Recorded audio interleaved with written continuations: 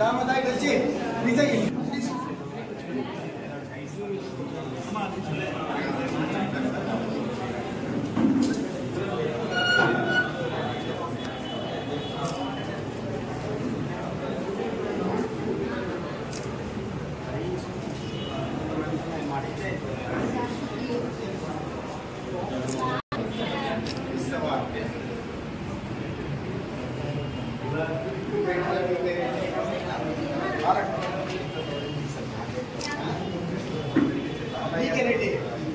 active boy.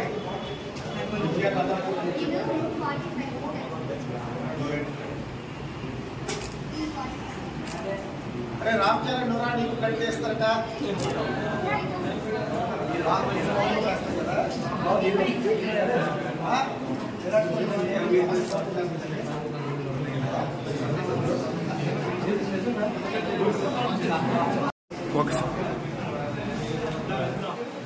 So అందరికీ నమస్కారాలు. ఈరోజు హోప్ ఫౌండేషన్ వాళ్ళు పర్టికులర్గా Venkateswara engineering college students Gopal ఆధ్వర్యంలో ఫ్రెండ్స్ అందరూ ముందుకు వచ్చి ఆల్మోస్ట్ అందరూ బీటెక్ స్టూడెంట్సే. సో ఈ వేసవి కాలంలో బ్లడ్ తాలూకా రిక్వైర్మెంట్ చాలా ఉంటుంది అనే ఆలోచనతో ఒకే ఒక్క జస్ట్ ఒక మాటతో అందరూ వచ్చి బ్లడ్ డొనేషన్ ఈరోజు ముందుకు వచ్చారు. బ్లడ్ డొనేషన్ చేస్తున్న స్టూడెంట్స్ అందరికీ కూడా congratulations and all the best. వీళ్ళందరికీ మంచి భవిష్యత్తు ఉండాలని మనస్ఫూర్తిగా కోరుకుంటున్నా.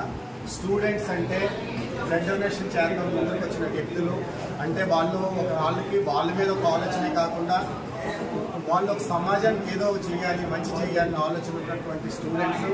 ఇలాగే వీళ్ళని ఆదర్శంగా తీసుకుని రాష్ట్రం మొత్తం మీద దేశం మొత్తం మీద ఉన్న యువకులు ముందరకు వచ్చి ఒక్క బ్లడ్ డొనేషన్ అనే కాకుండా సామాజిక హిత కార్యక్రమాల్లో పాల్పంచుకోవాలని చెప్పి సమాజానికి ఒక మంచి మార్గంలో తీసుకువెళ్ళేటట్టు యువకులంటే మేము అన్నిటికీ మేమే మార్గదర్శకం అనేటట్టు ఉండేటట్టు బ్లడ్ డొనేషన్ విషయంలోనే కాకుండా ఒక రోడ్డు సేఫ్టీని పాటించడంలోనే కాకుండా ట్రాఫిక్ రూల్స్ని పాటించడమే కాకుండా ఆత్మహత్యకు అలాంటి డిప్రెషన్కి లోను కాకుండా పక్కనున్న అబ్బాయిలకి ఈవ్ టీజింగ్ లాంటివి చేయకుండా ఒక మంచి సత్ప్రవర్తనతో వెలుగుతామని చెప్పి నా ఆధ్వర్యంలో వీళ్ళందరూ నాకు మాటిచ్చారు.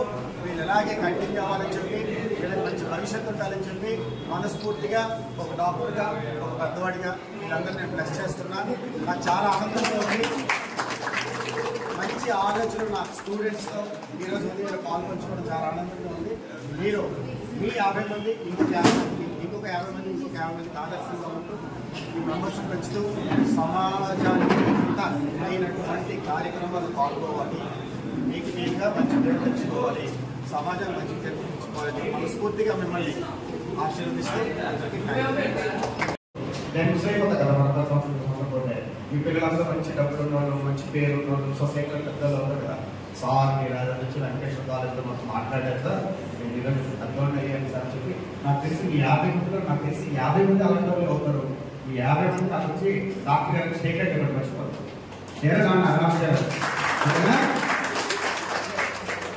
అందుకోసమే మళ్ళీ క్లీన్తో మాట్లాడాలి కోరికతో మళ్ళీ నేను వచ్చాను. బ్లడ్ ఇచ్చేసినప్పుడు మాట్లాడాలి నాకేం రాదు, బ్లడ్ ఇవ్వాలి ఆలోచన వచ్చింది కదా. ఎందుకంటే నేను మీ అందరికంటే 30 సంవత్సరాలు ముందు పుట్టాను. నేను మీ అందరికంటే 30 సంవత్సరాలు పుట్టాను. మీకు 20 సంవత్సరాలు. మీకు అసలు సొసైటీ అంటే ఏంటి, ప్రజలంటే ఏంటి, చదువు అంటే ఏంటి, కోరిక అంటే ఏంటి, లక్ష్యం అంటే ఏంటి, ఏ సాధించాలి అన్నది మీకు ఈ 2-3 సంవత్సరాలలో ఒక ఆలోచన వచ్చింది.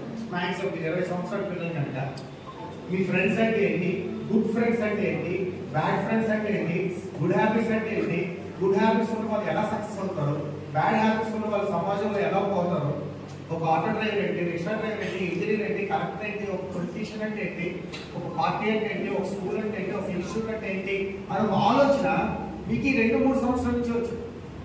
అంతే కదా. నాకు మీకంటే 33 సంవత్సరాలు వస్తున్నా అంటే మీరంటే నేను ఇంతమంది చూసుకుంటాను కదా. శ్రీరామూర్తి గారు రాలేదు, మన ప్రిన్సిపల్ గారు అదే రాలేదు, పక్కలేదు మన సార్. ఆయన 60-70 సంవత్సరాల వరకు కొన్ని లక్షల మంది స్టూడెంట్స్ చూసుంటారు కదా. నేను ఆయనతో మనం మాట్లాడుతున్నప్పుడు ఒక డిస్కషన్స్ చెప్తాను. ఆయన 1,00,000 మంది స్టూడెంట్లు చూసుంటారు కదా. 1,00,000 మంది స్టూడెంట్స్ ఆయన క్లాస్ చెప్పుకుంటాడు కదా.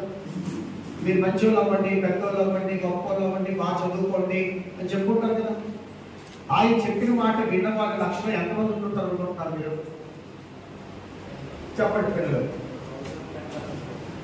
10% అంతరా? 10% బాగా చెప్పారు. ఒక 10 నుంచి 12,000 మంది పిల్లలు ఆయన కంటే గొప్ప స్థాయిలో, ఆయన స్థాయిలో ఉన్న వాళ్ళు 1,00,000 10,000 మందే ఉన్నారట. ఆయన బాధ ఏంటంటే ఎవరైతే 90,000 మంది జనాలు ఇంకా ఆయన మాట వినలేదో అందులో కనీసం 10,000 మంది ఆయన దగ్గరికి వచ్చుంటారట. సార్ మీరు చెప్పినప్పుడు మాకు పని చేయలేస్తాం ఇప్పుడు అంటే ఆ పిల్లలు ఇప్పుడు తీసుకొచ్చి ఆయన ఇన్స్టిట్యూట్లో పెట్టారు చదివించుకోవడానికి. మీరు మాకు టీచర్ చెప్పినప్పుడు మీరు చదవమని చెప్పేది కానీ ఏంటలా ఏంటి పైనుంచి అందరూ చదవమంటారు కదా, మీరు చదవమన్నారు అనుకున్నాం అంతే తప్ప చదివితే ఇన్ని అవకాశం వస్తాయన్న విషయం మాకు తెలియలేదు. కనీసం మా పిల్లలకి మళ్ళీ చెప్పండి సార్, మా పిల్లలన్నా విద్యావంతులు అయితే మేము మంచిగా చూసుకుంటామని చెప్పి సార్ దగ్గర చదివిన పిల్లలు తల్లిదండ్రులు వాళ్ళ పిల్లలు వాళ్ళ స్కూల్లో చదివి చెప్తుంటే ఆ తల్లిదండ్రుల ఆలోచన అలా మాట్లాడారన్న విషయం మీకు తెలియదు కదా. సో ఆ మాటలు విన్న నేను ఒరే పిల్లలు మీరు ఇంకా పెళ్లి చేసుకోబోతున్నారు, పెద్దోళ్ళు అవ్వబోతున్నారు, మీకు 20 సంవత్సరాలు మరొక 5 సంవత్సరాలు కష్టపడండి, మీ కోరికలు మీరు చదువుకున్న లక్ష్యాల వైపు మీరు దూసుకెళ్ళండి, మంచి స్టూడెంట్స్ అవ్వండి, మీకు మీరు పెద్దవాళ్ళు అవుతారు, గొప్ప వాళ్ళు అవుతారు, మీ పేరెంట్స్ని మీరు ఆనందపడేటట్టు గర్వపడేటట్టు చేయగలరు, దాంట్లో సమాజం బాగుపడుతుంది అనే ఆలోచన మీకంటే 30 సంవత్సరాల ముందున్న నేను ఇలా జరిగేది ఒక ఎగ్జాంపుల్స్ చెప్పగలిగాం అనుకో, అర్థమైందా? అప్పుడు మీకు ఉపయోగపడుతుందన్న ఆలోచనతో నేను మీటింగ్స్ పెట్టిస్తూ ఉంటాను. చివరిగా ఇంకొక మాట, ఇప్పుడు మీరు అందరూ ఇక్కడ ఉన్నారు, మీ పేరెంట్స్ ఏం చేస్తున్నారో ఒకసారి ఆలోచించండి, వాళ్ళ పేరెంట్స్ ఏం చేస్తారో ఒకసారి ఆలోచించండి. అంటే మీ తాతయ్య నిజంగా కష్టపడి చేయలేని ఉద్యోగస్తులు అయ్యి ఉంటుంటే మీ తల్లిదండ్రులు కూడా ఉద్యోగస్తులు అయ్యి ఉండేవాళ్ళు. మీ తల్లిదండ్రులు కూడా ఉద్యోగస్తులు అయితే మీరు కూడా ఉద్యోగాలు వస్తారు. అంటే it is not a dictum but almost జరుగుతుంది. అర్థమైందా? అంటే రొటీన్ కంపెనీ కూడా కంపెనీ, లేదా రామ్ చరణ్ కూడా చిరంజీవి, రామ్ చరణ్ లేదా పవన్ కళ్యాణ్, ఇలా ఒక వంశపారక అక్కినేని, నాగార్జున, ఇలా వంశపారక పొలిటీషియన్లు. అర్థమైందా? కానీ మన చదువుకున్న పేరెంట్స్ ఉంటే వాళ్ళు మనకు బుద్ధులు చెప్తే, వాళ్ళు చెప్పిన పంక్చువాలిటీ, వాళ్ళు చెప్పినటువంటి డిసిప్లైన్ మనం నడుచుకోగలిగితే మనకు కూడా తప్పులు అవుతాం కదా. కానీ ఎవరైతే పిల్లలు ఈరోజు ఈనాడు చదివి అలవాటుందా? చదివి అలవాటుందా? ఈరోజు నా కోసం మీరు ఇంటికి వెళ్ళినాక న్యూస్ పేపర్ తీసి వసుంధరలో పేద ఇంట్లో పుట్టిన ఆడపిల్లలు ఎంత గొప్ప వాళ్ళు అయ్యారు అంటే ఒక 6-9 మంది బొమ్మలు వేస్తున్నారు. చదవండి. అంటే ఏం చెప్తున్నానంటే ఒక రిక్షా ఇంట్లో పుట్టిన వాళ్ళు, మా రామణ సిరాజ్ నుంచి శ్రీకాకుళం నుంచి మనం విన్నాం, స్ట్రీట్ వెండర్స్ వాళ్ళ పిల్లలు ఎంత గొప్ప వాళ్ళు అయ్యారు కదా. అలాగే ఒక పేదింట్లో రిక్షా మన ఊర్లో, మన శ్రీకాకుళం జిల్లాలో కూడా ఒక వ్యవసాయ కూలీ ఇంట్లో పుట్టిన వాళ్ళు కూడా కలెక్టర్లు అయ్యారు, ఐఏఎస్ అయ్యారు, లేకపోతే ఆఫీసర్లు అయ్యారు, ఇస్రోలో పనిచేస్తున్న సైంటిస్టులు కూడా ఉన్నారు మన శ్రీకాకుళం జిల్లాలో. పేదింట్లో లాస్ట్ ఇయర్ అనుకుంటారు మన వీధిలో సమోసాలు బజ్జీలు చేస్తారు చూడు, వాళ్ళ అబ్బాయికి మంచి ఐఐటీఎస్ లాస్ట్ ఇయర్. సో ఓవరాల్ చెప్పబోయేది ఏంటంటే తల్లిదండ్రుల తాలూకా కష్టాలని అర్థం చేసుకున్న పిల్లలు మనం అయితే, మన తల్లిదండ్రులు తనకు కష్టంతో ఎంత కష్టంతో మన జేబులో డబ్బులు పెట్టారు, పాకెట్ మనీ పెట్టారు, లేదా మన బండి కొన్నారు, పుస్తకొన్నారు, స్కూల్లో పెట్టారు, కాలేజ్లో పెట్టారు, ఫీజు కట్టారు అని ఆలోచించే స్టూడెంట్స్నే అయితే మళ్ళీ మీకు మంచి భవిష్యత్తు వచ్చేస్తారు. ఓకే, సో కంక్లూజన్ ఏం చెప్పాలనుకున్నాను, ఫస్ట్ రాగానే పంక్చువాలిటీ గురించి చెప్పాను, Indian punctuality and foreign punctuality కదా. భారతదేశం నరేంద్ర మోడీ ఏం చెప్తున్నాడంటే ప్రజెంట్ ప్రపంచ ఆర్థిక వ్యవస్థలో టాప్ మోస్ట్ కంట్రీ ఏంటి, రిచెస్ట్ కంట్రీ, తర్వాత చైనా కదా, రష్యా. సరే, ఇప్పుడు మన భారతదేశం ప్రపంచంలో రిచెస్ట్ కంట్రీస్ లో ఇన్ ఎకానమీలో ఇన్ వరల్డ్ లో ఇండియా ఏ ప్లేస్ లో ఉంది? 5th ప్లేస్ లో ఉంది. ఇప్పుడు ప్రజెంట్ 5th ప్లేస్. 10 సంవత్సరాల క్రితం భారతదేశం అనేది 10వ స్థానంలో ఉంటే ఇప్పుడు ప్రపంచంలో భారతదేశం 5వ స్థానంలో వచ్చింది. అలా రావడానికి ఏంటి అని శాస్త్రవేత్తలు అన్ని యూనివర్సిటీల్లో ప్రొఫెసర్స్ రీసెర్చ్ చేస్తే ఏంటి అర్థమైంది సార్? పాత రోజుల్లో మన నాన్నలు లెక్కేసుకుంటాం. మా నాన్నకి అన్నదమ్ములు చెల్లెలు ఉన్నారు, ఒక ఇంట్లో 4-5 ఉన్నారు. డబ్బులు సంపాదించే వాళ్ళు ఎంతమంది ఉంటారు కదా? ఇప్పుడున్న పరిస్థితుల్లో మన అన్నదమ్ములు చెల్లెలు ఉన్నారు, ఇంట్లో డబ్బులు సంపాదించే వాళ్ళు ఎంతమంది అయ్యారు? అందుకే భారతదేశంలో జనాభా ఎంత ఎక్కువ ఉన్నప్పటికీ కూడా ఇంట్లో ఉన్న వాళ్ళు డబ్బులు సంపాదించే వాళ్ళు ఎక్కువ మంది అయ్యారు, కష్టపడే వాళ్ళు ఎక్కువ అయ్యారు, సంపద సృష్టించే వాళ్ళు ఎక్కువ అవడం వల్ల ఇండియా ప్రెసెంట్ ఏ స్టేజ్ చేయండి 10వ ప్లేస్ నుంచి 5వ ప్లేస్ చేరడానికి కరెక్ట్ 10 సంవత్సరాలు చేయాలి. కానీ నరేంద్ర మోడీ ఏం చెప్తున్నాడంటే ఇదే స్పీడ్గా ఇప్పుడు మేక్ ఇన్ ఇండియా అని అంటున్నాడు. మేక్ ఇన్ ఇండియా కాన్సెప్ట్ లో చదువుకున్న పిల్లలందరూ ప్రతి ఒక్కరు స్కిల్ డెవలప్మెంట్ తో, అంటే మనకు స్కిల్ ప్రతి ఒక్కరు స్కిల్ డెవలప్ చేసుకొని ప్రతి ఒక్కరు కూడా ఒక ఉత్పాదకత, ఒక డెవలప్మెంట్ మ్యానుఫ్యాక్చర్ గా మనం తయారవ్వగలిగి ప్రతి ఒక్కరు ఒక ఎంప్లాయ్ ఒక ఇన్స్టిట్యూట్ పెట్టగలిగి మనం 10 మందికి ఎంప్లాయ్మెంట్ ఇచ్చే స్టేజ్ కి మీ అందరినీ ఆయన చూస్తున్నాడు. అంత గొప్ప కారణం ఏంటంటే వరల్డ్ లో ఏ కంట్రీకి లేనటువంటి యూత్ 140 కోట్ల జనాభాలో భారతదేశం సుమారుగా 60% యూత్. ఆల్మోస్ట్ 60% యూత్ లో పాత రోజుల్లో 1-2% కష్టపడే వాళ్ళు ఉంటే ఇప్పుడు 10-15% కష్టపడే వాళ్ళు ఉన్నారు. మరొక 2047 అంటే భారతదేశానికి స్వాతంత్రం వచ్చిన 100వ సంవత్సరం కల్లా భారతదేశంలో యూత్ లో ఆల్మోస్ట్ 50-60% అయినా పని చేసేవాడైతే, బుర్ర పెట్టేవాడైతే, చదువుకున్న వాడే అయితే సంపాదించాలని ఆలోచన వచ్చేస్తే ఆటోమేటిక్ అందరికీ వచ్చేస్తుంది. ఇలాగ వచ్చిన వాళ్ళు అందరికీ వచ్చేస్తుంది.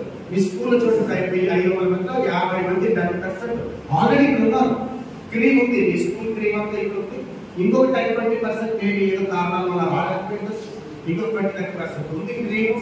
ఒక్క వెంకటేశ్వరంలోనే 500 మందిలో 100 మంది 20% ఈ రోజు ఉంటే 5 సంవత్సరాల క్రితం 5-10% కూడా ఉండేవాళ్ళు కాదు వెంకటేశ్వర కాలేజీలో. ఈ రోజు 20-25% చేరుకుంది. మరో 4-5 సంవత్సరాల్లో మీరు పెద్దోళ్ళు అయిపోతారు కదా, మీ స్కూల్లో మీ క్లాస్ లో మీరు టాప్ 8 సాధించేస్తారని మిమ్మల్ని చూసి మీ జూనియర్స్ మా సీనియర్స్ సాధించారు, ఇంకా మీరు సాధించారు, ఇంకా మీరు సాధిస్తారు అంటే ఏమవుతారు? అలాగా అందరూ స్టూడెంట్స్ అందరూ ఏజ్ లో టాప్ అయిపోతే 2047 కి ఇండియా ఏ ప్లేస్ రావాలని కోరుకుంటుంది. శాస్త్రవేత్తలు ఏం చెప్తున్నారు, ఎకనామిస్టులు ఏం చెప్తున్నారు, మనం 5th ప్లేస్ నుంచి 3rd ప్లేస్ వస్తాం అంటున్నారు. ఎప్పటికి 20 years లో 2047. కానీ ప్రెసెంట్ ఉన్న సిచ్యుయేషన్ లో ఇది నేను పాలిటిక్స్ చెప్పాలన్న ఉద్దేశం కాదు, పాలిటిక్స్ దృష్టిలో పెట్టుకోవద్దు. మీరందరూ ఓట్ వేస్తే వాళ్ళ ఆలోచించి చెప్పండి. ప్రెసెంట్ ఉన్న ప్రభుత్వాలు ఏం చేస్తున్నాయంటే చదువుకి స్కిల్ డెవలప్మెంట్ కి అవకాశం తగ్గించి ప్రభుత్వం దగ్గర ఉన్న సుమంతను పిల్లల చదువుకి ఫీజులు, రియంబర్స్మెంట్, హాస్టల్ ఫెసిలిటీస్ ఇస్తూ ప్రజల తాలూకు సంక్షేమ పథకాల కోసం ఎక్కువ డబ్బులు ఖర్చు పెట్టేస్తుంది. కానీ జనాల్లో ఉన్న మన రాష్ట్రంలో ఉన్న ప్రజల తాలూకు సంపాదించే శక్తిని పెంచట్లేదు. ప్రభుత్వం ఏమో సున్నంత సంక్షేమ పథకాలు పంపించేస్తుంది, పిల్లలకి ఉద్యోగాలు ఇవ్వట్లేదు, డబ్బులు సంపాదించే కెపాసిటీ లేదు, ఇన్పుట్ లేదు, అవుట్ ఫ్లో వెళ్ళిపోతుంది, రాష్ట్రం ఏమవుతుంది? ఇలాంటి పరిస్థితే వస్తే 2047 ఇండియా డెవలప్ అవ్వలేదు. కానీ ప్రజలకున్న నమ్మకం ఏంటంటే, శాస్త్రవేత్తలకున్న నమ్మకం ఏంటంటే, ఆర్థికవేత్తలకున్న నమ్మకం ఏంటంటే మన ఇండియన్ స్టూడెంట్స్ ఇప్పుడు చదువుతున్న స్టూడెంట్స్ అందరూ ప్రొఫెట్ చదువుతున్నారు, తెలివైన వాళ్ళు, సొసైటీ మీద ఆలోచన ఉన్న వాళ్ళు, జ్ఞానవంతులు, భారతదేశాన్ని సమాజాన్ని ఎక్కడికో తీసుకెళ్లాలి అన్న ఆలోచన ఉన్న స్టూడెంట్స్ కనుక 2047 కి ఇండియా 3rd ప్లేస్ కాదు 1st ప్లేస్ కలగబోతుంది అందరూ చెప్తున్నారు. అది ఎప్పుడు జరుగుతుంది? ప్రభుత్వం ఇస్తున్నటువంటి సంక్షేమ పథకాల మీద మనం ఆధారపడకుండా ప్రతి ఒక్కడు కూడా ఒక సంపాదన చేసుకునే శక్తి మనం డెవలప్ చేసుకోగలిగితే సంక్షేమ పథకాలు అందే అర్హులు బెనిఫిషరీస్ నెంబరు ఒక జిల్లాలో, ఒక సొసైటీలో, ఒక గ్రామంలో తగ్గిపోతే, ప్రభుత్వం పంచాల్సిన డబ్బే తగ్గిపోతే, డబ్బే మిగిలిపోతే రాష్ట్రంలో ప్రభుత్వం దగ్గర, కేంద్ర ప్రభుత్వం రాష్ట్ర ప్రభుత్వంతో, దాంతో మనం డెవలప్ చేయగలిగితే, ఇండస్ట్రీస్ వస్తే ఏం జరుగుతుంది కదా. So simple logic. సో భారతదేశాన్ని మీరు అభివృద్ధి చేయాలి అనుకుంటే మీరు అందరూ ఏం చేయాలి?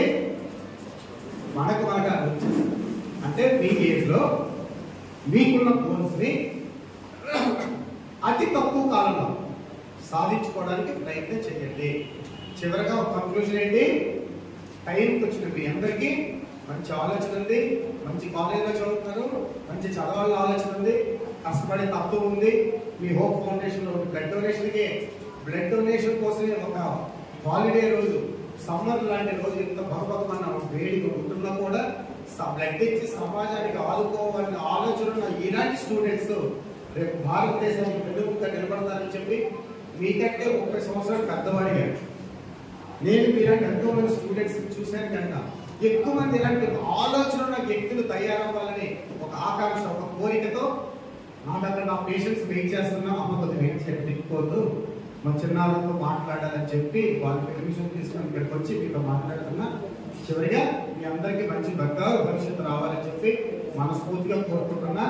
ఎవరైతే